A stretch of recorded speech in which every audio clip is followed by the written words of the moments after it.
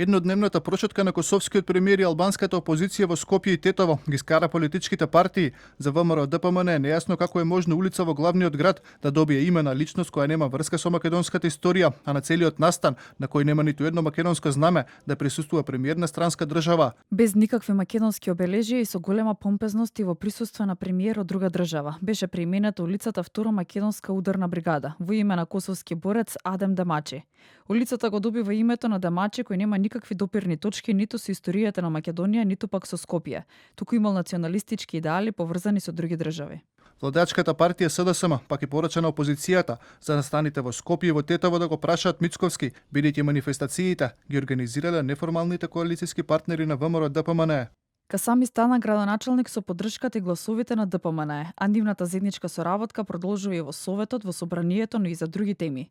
Заедно со Мицковски се здружија да прават ново парламентарно мнозинство и нова влада, која не им успеа. Јавноста знае дека Мицковски го предлагаше Африм Гаши за нов мандатор на владата. Ако денеска ДПМН е наводно згрозен од неговото действување, нека му се обрати директно.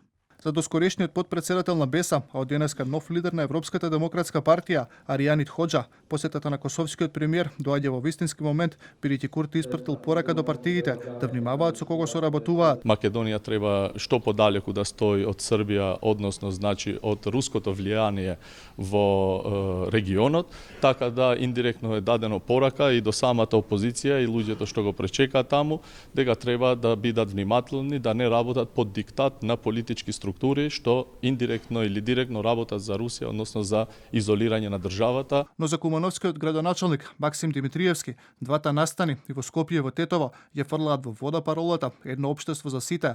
Особен проблем е истакнувањето на обележена така наречената голема Албанија, како и неинтонирањето на државната химна.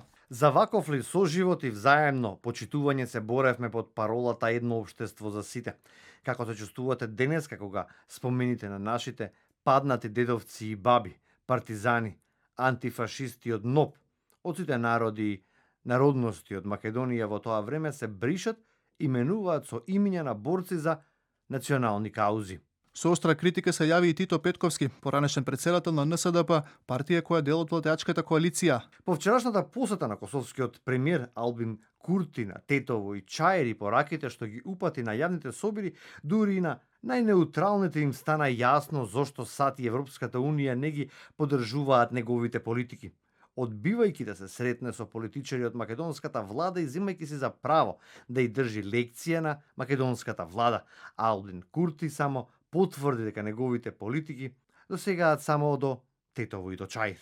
Од владеачката коалициска партија ЛДП пак вела дека национализмот не носи ништо и никому добро во мултиетничко општество, а извор само на конфликти и омраза. Од Дуи веќе изјавија дека посетата на Курти била неформална и воопшто не била договорена средба со нив.